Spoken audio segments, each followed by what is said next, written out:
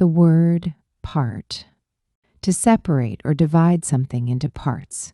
One, part the hair, part the book, part the work. She learned how to part the hair to create a stylish look. Let's part the book into chapters for easier reading. I need to part the work so everyone can contribute. To separate or say goodbye to someone, and to part ways, part company, part from.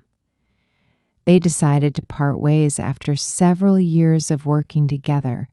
It was time for them to part company after the meeting ended. He had to part from his childhood home to move abroad, to share or distribute. And part of the deal, part of the team, part of the responsibility. This is part of the deal we agreed upon. She's an essential part of the team working on this project. Everyone has to take part of the responsibility in managing the event. To begin a journey or action. Part for, part on, part with.